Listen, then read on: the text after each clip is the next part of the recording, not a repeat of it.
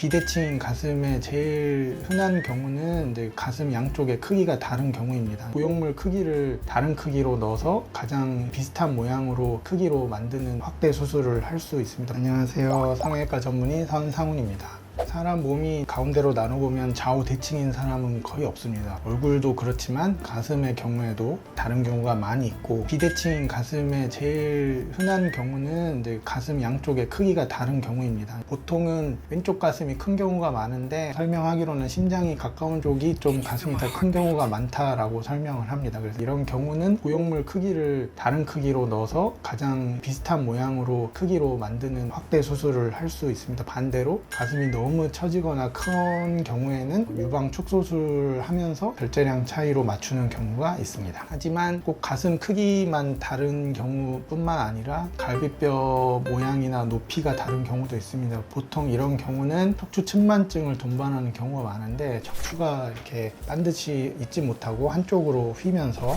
갈비뼈 모양도 이렇게 틀어지게 됩니다. 한쪽 갈비뼈가 더 높거나 낮거나 하는 경우가 있으면 갈비뼈 위쪽에 보형물을 올리는 방법이기 때문에 기초의 높이가 다르니까 겉으로 보기에는 가슴 크기가 비슷해 보이는데 갈비뼈가 한쪽이 높아서 실제로는 이쪽 가슴은 작고 이쪽 가슴이 커서 대칭으로 맞아 보이는 경우도 있습니다. 이런 경우에도 보형물 크기를 조절해서 확대 수술을 하게 됩니다. 보형물이라는 게 촘촘하게 나오지 않고 보통 회사들이 20-30의 갭을 두고 디자인돼서 나옵니다. 그래서 한쪽에 250, 한쪽에 275 뭐 이런 식으로 대칭을 맞추도록 조절을 하는데, 그 이상 차이가 나거나 그 이하 차이가 나고 미묘한 차이는 완전히 맞추기 어려운 경우가 있을 수도 있습니다. 유두 위치가 다른 경우가 있습니다. 아예 유방 위치가 한쪽이 높고 낮고 이런 경우가 있습니다. 굉장히 좀 생각보다 어려운데, 우리가 이 가슴 높이 자체를 조절하지 못하면 가슴 마운드라고 했을 때 이 마운드의 위치가 완전히 다른 경우에는 유두를 기준으로 해서 보형물을 위치시키게